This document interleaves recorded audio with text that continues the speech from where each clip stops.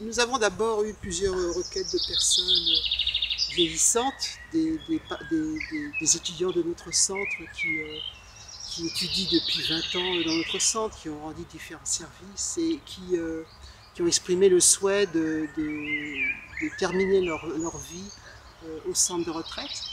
Donc je suis allée voir Rinpoché à ce sujet. Il venait d'enseigner d'ailleurs sur comment terminer sa vie dans le Dharma. Et il avait donné une description précise de la décoration de la chambre, etc. etc. En Italie, à Pomaya, en fin 2018, fin 2017, pardon.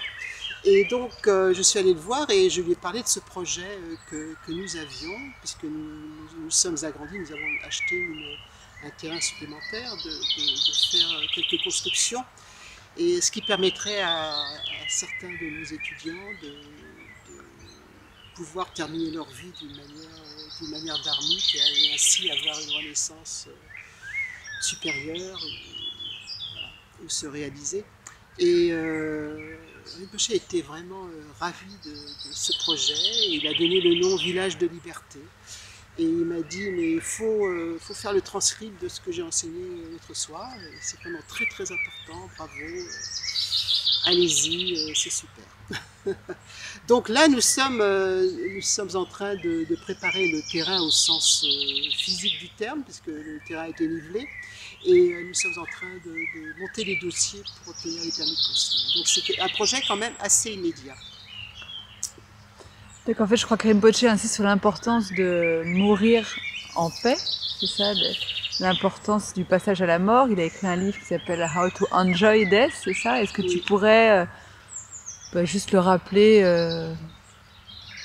à ceux qui peut-être ne le savent pas? Alors, Lama Yeshe avait l'habitude de dire, mais si on veut mourir, c'est comme partir pour un joyeux pique-nique.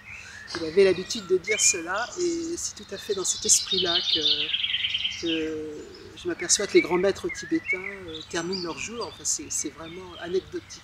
Bon, voilà, ils sont là un jour, et puis un jour ils sont plus là, et puis c'est pas grave, puisque de toute façon, la pratique de leur vie quotidienne leur permet de revenir et à nouveau de bénéficier tous les êtres. Donc c'est possible pour nous également. Nous avons tous en nous cette étincelle divine, et c'est à nous de la cultiver. Et au moment de la mort, il y a vraiment un moment où la conscience est à nu, et le moment propice pour pratiquer est là.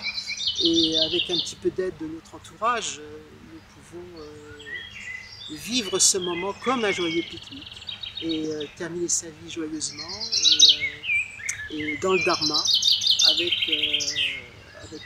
tout ce qui peut être bénéfique pour que dans l'état intermédiaire et que notre renaissance future soit bénéfique.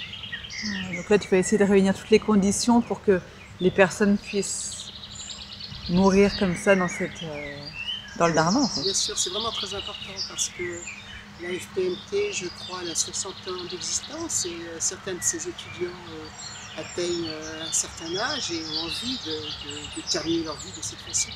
Donc la Mazopa Rinpoché met l'emphase sur ces projets, sur les différents projets de vivre et de mourir dans le Dharma. Je me souviens de Rinpoché qui disait que mourir, c'était comme changer de robe. Il disait ça en Italie. C'est ça.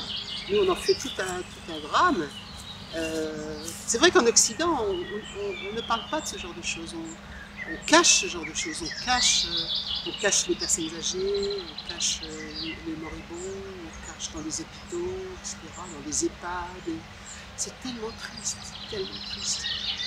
Et je souhaite à tout le monde de pouvoir terminer leur vie dans un centre dans un centre où les préparatifs sont là, où l'entourage est là, où le décor est là, et pour que leur fin de vie soit gaie et que leur renaissance soit propice. Merci beaucoup.